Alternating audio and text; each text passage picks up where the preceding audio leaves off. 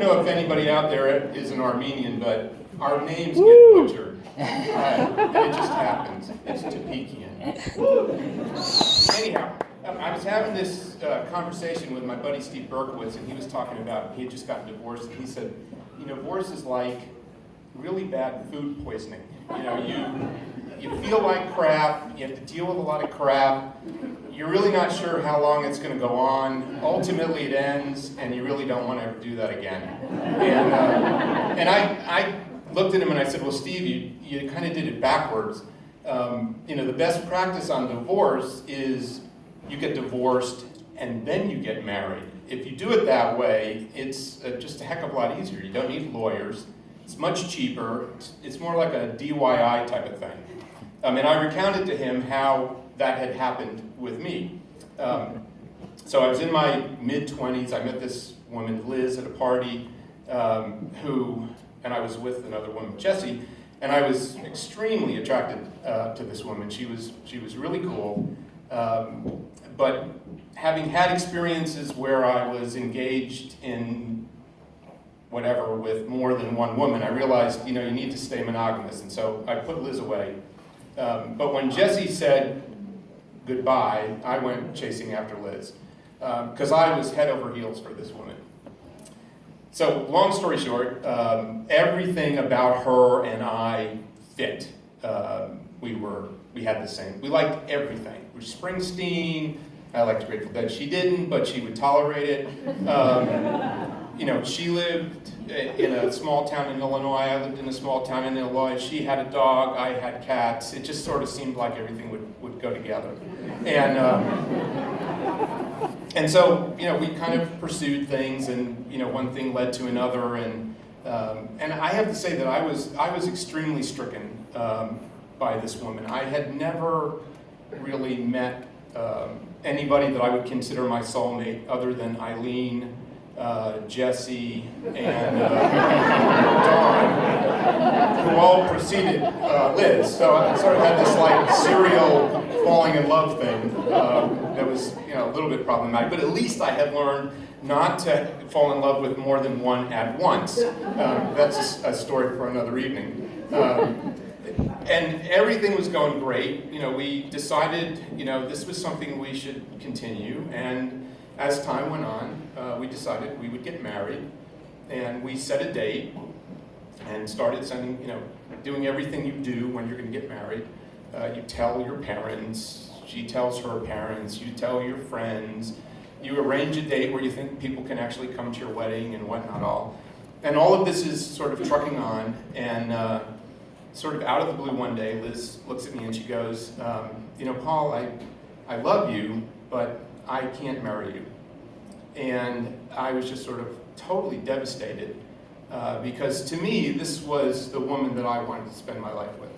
It was like, okay, so you go through, if this has ever happened to you, you kind of go through this awkward period where, it's like, okay, well, what do we talk about? Now that you've said that, what do we talk about for the rest of the day? And where do you want to go eat? Do you want to go to a movie tomorrow?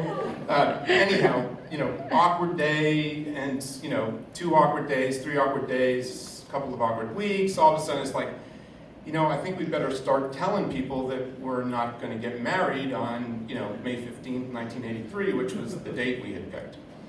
So Liz tells her parents, and they were very supportive of her decision. Liz's mom had counseled her often that, you can't fix them. I'm assuming she was talking about husbands. And also that, whatever is wrong with them now, it's only going to get worse. I actually think Liz's mother liked me, but I think it was the whole concept of marriage. My parents, my dad I wasn't worried about. My mom was going to be a problem.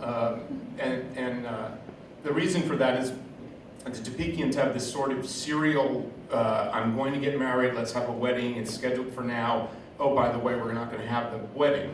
The first person to do that was my dad, who called off his wedding, his first wedding, not to my mom, this was to another woman, 2 weeks ahead of the date.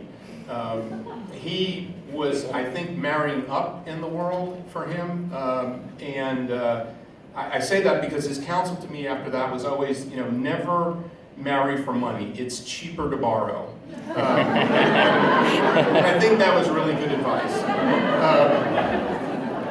My sister, Laura, called her wedding off 3 weeks before, and so when I called my mom up on the phone and I was, going to tell her that, we're going to postpone the wedding, it was like she had hit the trifecta, and this is how the phone call went. It's like, Mom, Liz and I are not going to get married yet. My mom, and I can't do my mom's voice very. What? Oh, Christ! Troy, you got to talk to him. I can't talk to him. And the phone gets handed off to my dad, and my dad gets on the phone, and my dad is super cool because he's already called off one wedding in his life. He knows that life goes on, and he says, "Don't worry, this too shall pass." Liz and I worked for a period of time sort of trying to salvage things. We did the things that you do, when you want to be together but you're not sure where it's going and whatnot. There's this, certain amount of, you look at yourself. Was it me? Was I not romantic enough? Maybe proposing by saying, well, I guess we should get married and send a little who wasn't the best way to go about it. And anyhow, it didn't work well, and we put everything on hold. And then one day, out of the blue, much like the original, Liz said, I think I do want to marry you. And long story short, we did get married. I think the learnings that we had from going through all of this crap served us well. And I can tell you that we took our vows very seriously. After that, divorce never crossed our mind. But that till death do us part of the vow definitely brings murder, to your mind. But as my dad said, that too passed. So thank you very much.